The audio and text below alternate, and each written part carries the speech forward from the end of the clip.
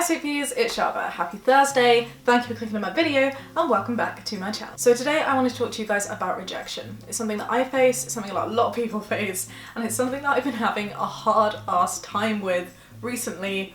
Oh my god. So for context, the rejection that I've been facing recently is concerning my funding and securing sort of my funding for my studies. I have put in so many applications. I have worked on the past 6 months for these applications and it's hard. It's long, they're detailed, it's something I'm really passionate about. It's also quite personal and slowly but very surely I have received nothing but nope, nope, nope.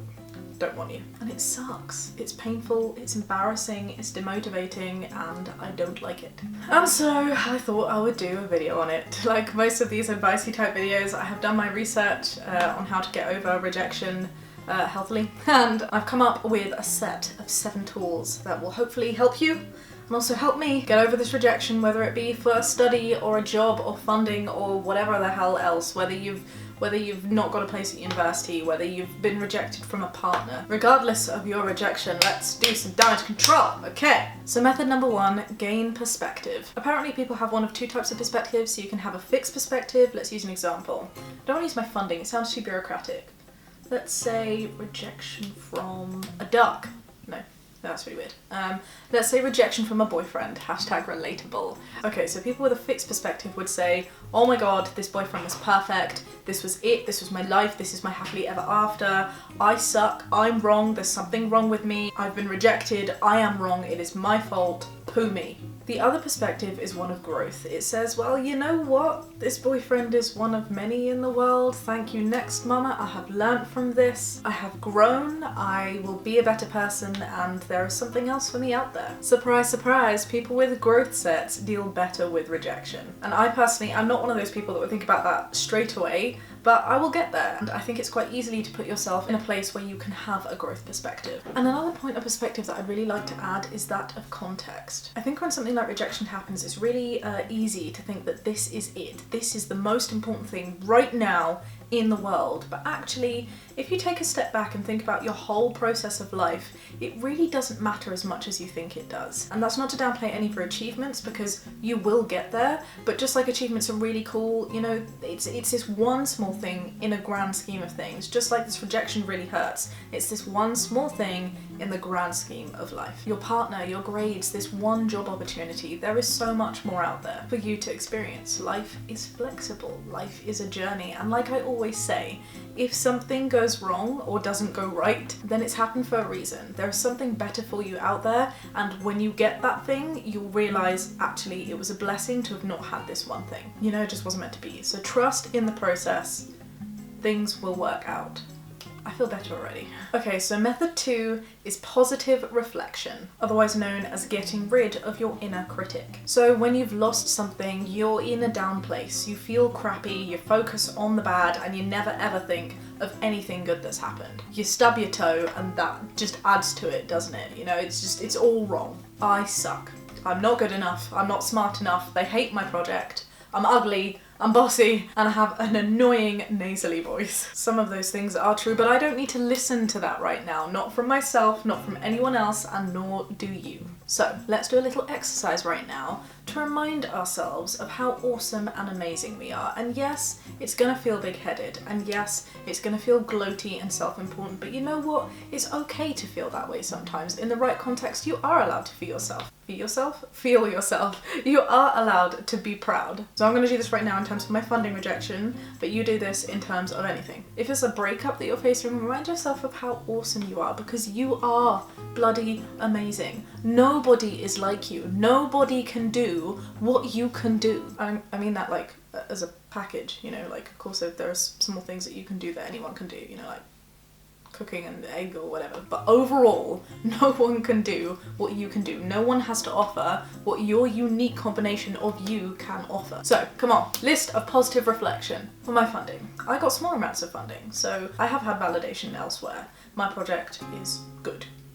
Other people also believe in it. I have incredible grades. I know I am committed, and I know that in my little bubble my project is going to make a world of difference. I have connections, I have done so much work. I have done my study. It's been a great experience. I went to VidCon with this study and various other things. And this is going to influence policy. And this is going to influence training. I already have this stuff in place. It's going to positively benefit my tiny little corner of the world.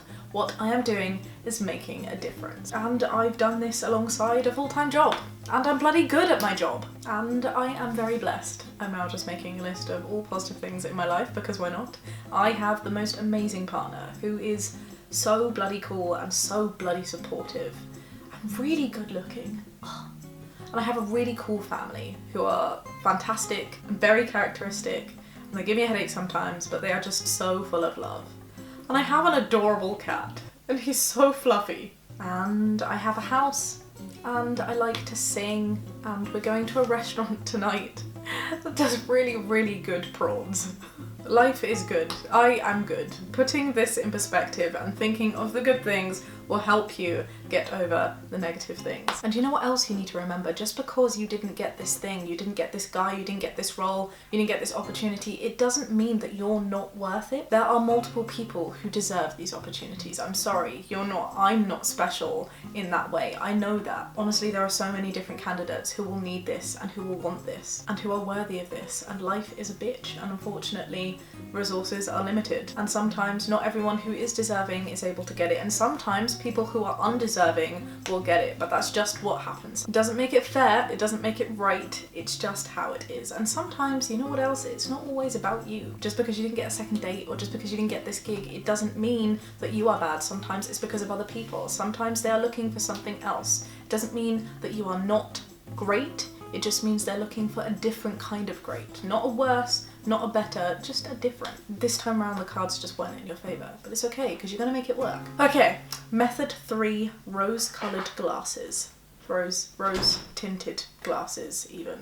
What the hell? So when we don't get something, it's very easy to think of it and to remember it as being this amazing thing and hype it up to be better than it was because we didn't get it. So like when you're in a restaurant and you can't decide between the spaghetti and the pizza because they both look good, and then you go, well, you know what, I want the pizza. So you tell the waiter that you want the pizza and the waiter says, sorry, there's no pizza. So then you go, okay, I'm gonna get the spaghetti. And all of a sudden, because there's no pizza, you really want that pizza and you decide that the pizza is so much better than the spaghetti. But it isn't a magical pizza. Just because you didn't get something doesn't make the pizza any better and doesn't make the spaghetti any worse. It is not a magical pizza just because it is now out of your reach. So in the same way, the person who rejected you, they are still a flawed person. They're not Thor.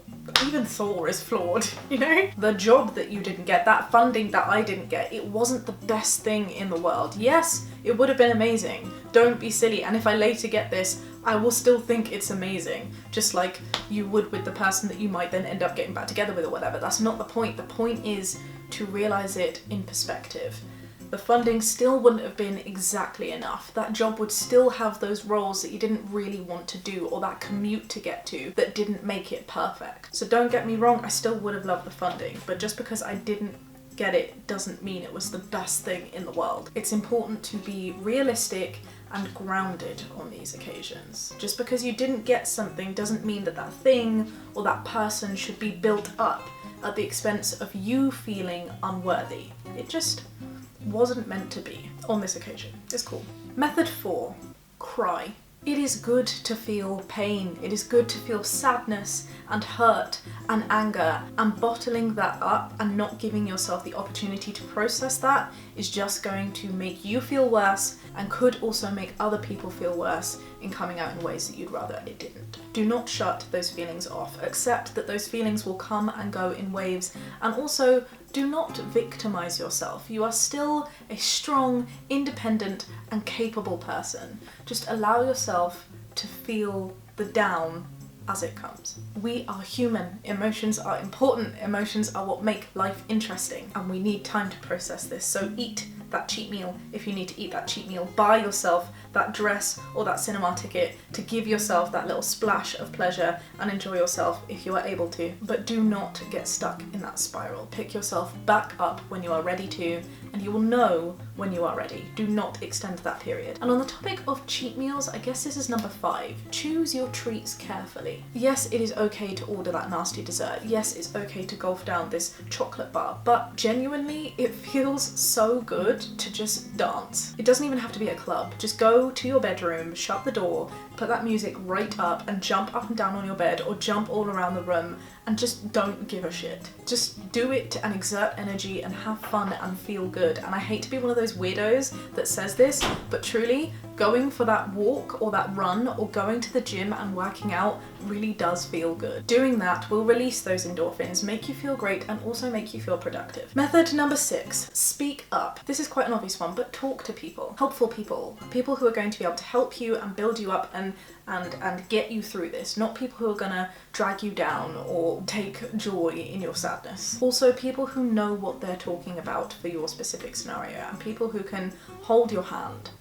Metaphorically, I mean physically too, if you want, you know, I don't care. It was really embarrassing to think that I would need to tell so many people about these rejections that I faced. You know, like my mum, my partner, my supervisor, my colleagues, other people I'd spoken to, but I did it and it felt good. It wasn't what I expected. They don't laugh at your face. It didn't feel embarrassing or down. It actually felt quite relieving, and the feedback that I got from that made me feel good, better about it. It made me feel validated for my good points that they were bringing up, and also it could bring about new opportunities, better ones that were meant to be. So, you know, talk, hug, love, it helps. And finally, method 7, keep going. Your rejection doesn't define you. In fact, it's proof that you are pushing yourself further than you have before. If we all went for things that we were guaranteed to get, we would never be trying to be better versions of ourselves, and life would be really boring. This is out of my comfort zone, and okay, I was rejected, but at least I put myself out there. I'm gonna keep doing it, and I know where I'm gonna be. Might take me a sweet while.